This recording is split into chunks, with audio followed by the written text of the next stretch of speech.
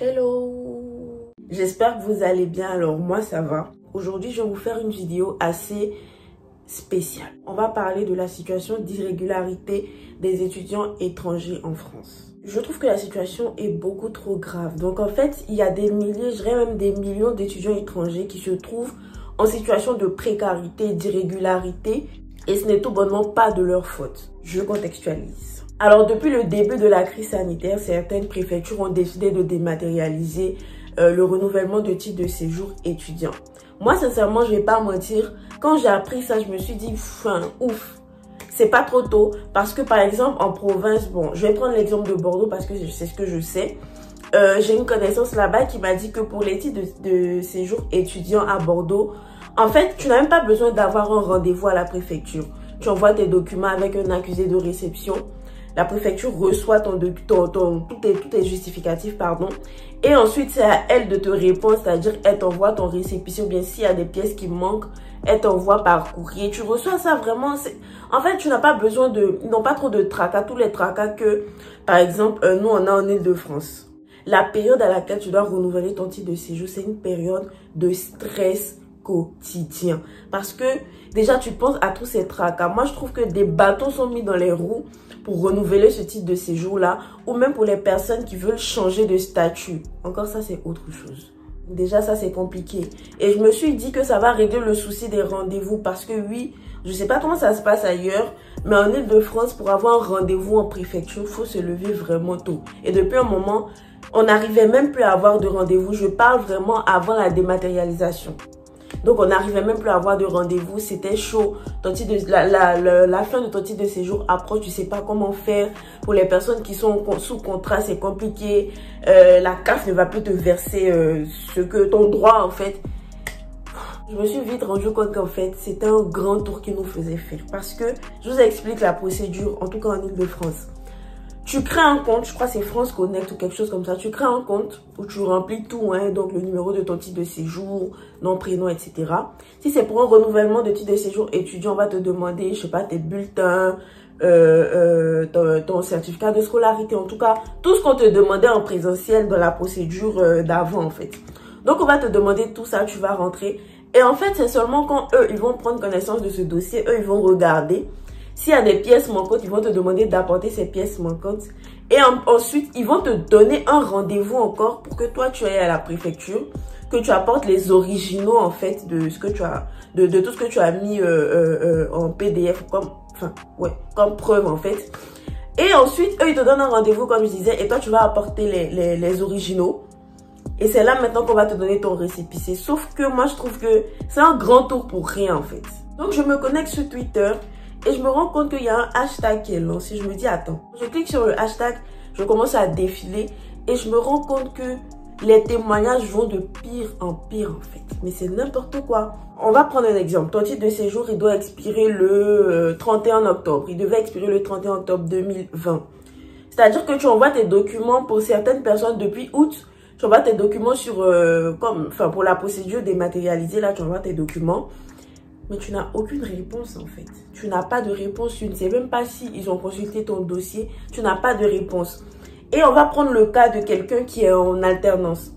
Ton entreprise commence à te mettre la pression, comme quoi tu dois apporter un justificatif, tu dois apporter un récépissé. Parce que eux, ils ne peuvent pas t'employer. Et c'est illégal en fait d'employer quelqu'un qui n'a pas les documents, qui n'a pas les papiers en règle. Parce que c'est ça clairement en fait. Vous savez combien de fois c'est compliqué pour un étudiant de trouver une alternance? Tu trouves une alternance, tu fais tout dans les règles, tu essaies de régulariser ta situation et tout bonnement, on ne t'apporte aucune aide, on ne t'accorde aucune réponse, tu n'as pas de récépissé. Tu vois l'entreprise rompre ton contrat. C'est-à-dire que je vous donne ce qui s'est passé pour moi. J'ai posté ça en story Instagram. Et j'ai fait quoi? J'ai fait 10 minutes, j'étais occupée à faire autre chose. Quand je reviens, j'ai au moins 15-20 messages, enfin 20 personnes qui répondent à cette story-là et qui me disent la même chose. Renouvellement de titre de séjour, renouvellement. Alors que je n'avais même pas encore parlé de ça. Je me suis dit, mais attends, la situation, c'est chaud en fait. C'est pas croyable. Donc ça veut dire qu'il y a des millions d'étudiants qui sont dans ce cas-là. c'est tout bonnement pas de leur faute. Encore s'ils n'arrivaient pas à renouveler parce qu'ils n'avaient pas d'attestation de réussite, qu'ils n'avaient pas un certificat, ou bien il y a un document qui manquait, on pouvait comprendre. Mais ce n'est vraiment pas de leur ressort en fait. Pendant que je parle, je vais essayer de vous laisser quelques témoignages que j'ai recueillis sur Twitter, enfin que j'ai capturés sur Twitter. Je vais vraiment masquer les noms de ces personnes. Il faut vraiment qu'on se penche sur ce cas. Encore, il y a des personnes des étudiants étrangers qui ont leur titre de séjour qui est toujours valable, comme moi par exemple. Mais je me dis que je n'ai pas le droit de me taire dessus parce que mon titre de séjour va expirer un jour. Et je serai vraiment dans le même cas. Et même si je ne suis pas dans ce même cas, même si je suis par exemple français ou française ou j'ai pas de problème avec la préfecture et tout, je me dis que c'est vraiment méchant en fait de laisser ces personnes-là comme ça. Là, en France, il y a une situation de crise. Je peux comprendre que la Covid, ça nous est tous tombés là-dessus. Mais rendez-vous compte qu'il y a des personnes qui n'ont pas le soutien de leurs parents. Quand je dis le soutien, c'est un soutien financier. Parce qu'on sait tous combien de fois la vie en France est compliquée. Tu arrives à te trouver un petit boulot, on va dire, ouais, tu arrives à te trouver un boulot à Zara ou quelque chose comme ça. Et à cause de ton titre de séjour, Zara décide de mettre fin à ton contrat. Alors que tu as des factures à payer. Et encore ça, c'est parce que je n'ai pas encore parlé de la CAF. La CAF va commencer à te stresser 2 mois avant l'expiration de ton titre. Ils vont commencer à te dire, frère, t'as pas de titre, on te versera rien du tout. C'est même pas à débattre en fait. Ils vont pas te verser la CAF. On sait tous combien les loyers sont extrêmement coûteux en Île-de-France. Donc on va dire que tu as un loyer de 800 € à payer. Tu as un salaire, enfin tu utilises ton salaire pour régler ton loyer. La CAF est censée te donner 250 €. Je dis ça comme ça.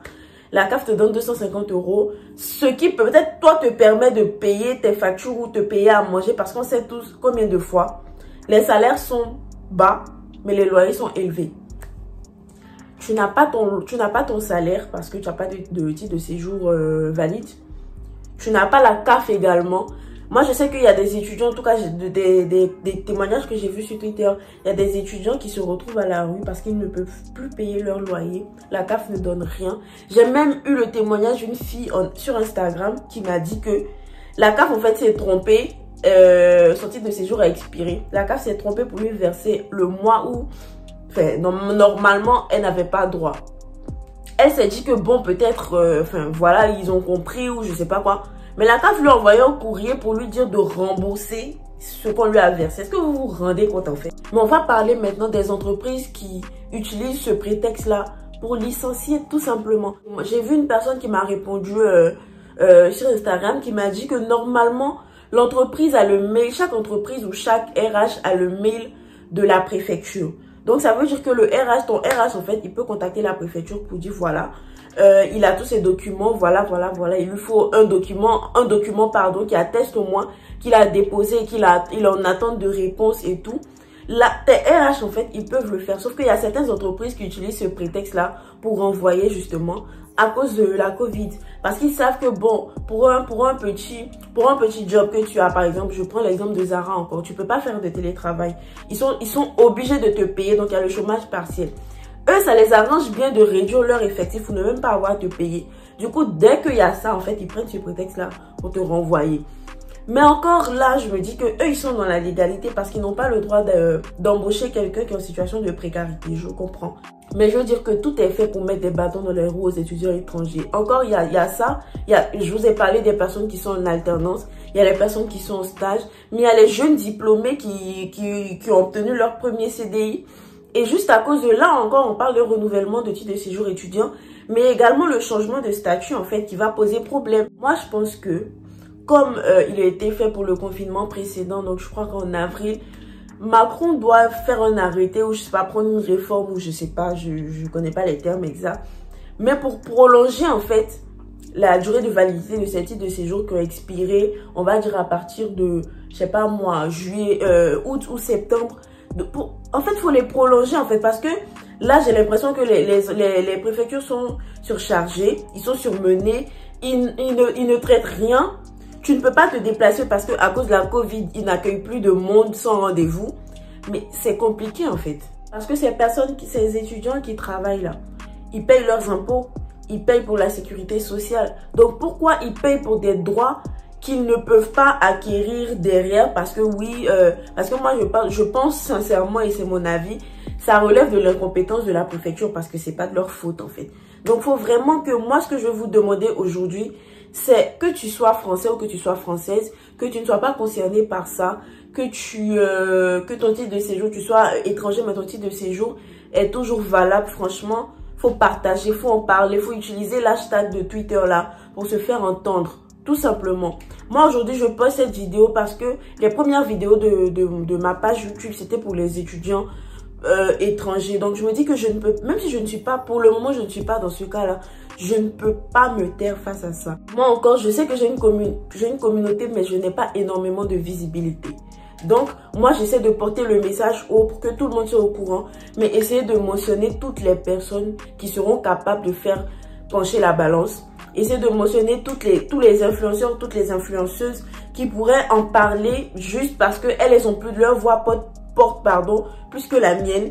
Mais essayez, s'il vous plaît, vraiment, j'implore, je vous implore en fait, essayez de partager cette vidéo là. Je vais également faire une vidéo sur Instagram, donc un IGTV que je vais vous demander de partager. Je vous laisse mon compte Instagram. Je vais vous demander de partager cet IGTV là en commentaire. Essayez de mentionner tout le monde, que ce soit les préfets que vous connaissez, les maires, les influenceurs, Macron, Brigitte, je sais pas, tout le monde. Essayez de mentionner ces personnes-là. Partagez dans vos stories, partagez vraiment partout. Et également, en barre d'informations, je vais vous laisser, il y a une pétition qui a été lancée. Donc, je vais vous demander de signer cette pétition-là, de la partager également. Si vous pouvez la mettre en bio Instagram pour que les gens puissent cliquer assez facilement pour signer, faites-le. Moi, j'ai laissé également dans ma bio Instagram, mais vraiment, je vous implore, je compte vraiment sur vous pour faire pencher la balance parce que ça peut, en fait, on ne se rend pas forcément compte jusqu'à ce que ça nous touche personnellement ou ça touche quelqu'un de notre entourage. Mais vraiment, je vous implore, là maintenant, mais faites quelque chose, je vous en prie. On est étudiant étranger, mais on a le droit à un peu d'humanisme en fait. Parce que là, j'ai l'impression que tout est fait exprès. Mais vraiment, je vais vous demander de partager. Partager. C'est tout ce qu'on pourra faire pour le moment. Et s'il y a un conseil également pour les personnes qui sont dans cette situation-là, s'il y a un conseil que je peux vous donner, moi, je vais vous laisser mon compte Instagram encore une fois. Si vous voulez parler, venez. En fait, moi, à chaque fois que j'aurai des témoignages, je vais essayer de les poster anonymement, bien sûr, pour que quelqu'un puisse me donner des informations complémentaires. Je vais les mettre en story à chaque fois. Ne vous enfermez pas, on est avec vous. Le maximum de tapage que vous pouvez faire, faites ce tapage-là. Essayez même d'assiéger les préfectures, harcelez-les parce que j'ai des personnes qui m'ont dit que c'est à force de harcèlement, vous les appelez chaque fois, vous faites des sittings même devant la préfecture s'il le faut pour que vous puissiez avoir droit à un document. En fait, en plus, moi ce qui me fait de la peine, c'est que pour faire un récépissé, ça fait tout bonnement 5 à 10 minutes. Il n'y a pas, je sais pas, à contraindre des personnes à ne pas recevoir leurs droits. Je trouve que c'est simplement de la méchanceté gratuite. Donc vraiment, assiégez les préfectures, appelez-les, envoyez-leur des mails. Et voilà, il y a un conseil très important. Gardez les preuves de tout ce que vous faites par mail, par courrier. Envoyez toujours des courriers avec avis de réception en recommandé. Mais gardez toujours des preuves. Ça peut vous servir en fait. Pour les personnes même qui connaissent des avocats, qui se penchent sur la cause des étrangers, mentionnez-les. Vraiment, en fait, il faut qu'on fasse un maximum de tapage. Si vous pouvez même mentionner toutes les émissions, les TPMP, etc. Mentionnez-les pour que, en fait, notre voix puisse porter. Même si moi-même, je ne vais pas passer à TPMP. Mais en tout cas, même s'il y a quelqu'un qui est dans ce cas-là, en fait, qui pourra aller parler pour tous les étudiants. Mais vraiment, il faut qu'on fasse un maximum de bruit. Parce que ça ne peut pas continuer comme ça. Donc voilà, c'est la fin de la vidéo. J'espère que mon message va porter. J'espère que vous pourrez partager également. Si tu ne me suis pas encore, je vais te demander de me suivre tout simplement. Partage cette vidéo, like là. Franchement, moi je compte vraiment sur les partages, même pas forcément sur les likes, mais vraiment partager la vidéo pour qu'un maximum de personnes puissent voir, pour que des influenceurs puissent se pencher sur cette cause-là, pour essayer d'en parler. Et puis voilà. Donc je vous fais des bisous, je vous dis vraiment à très bientôt et puis voilà.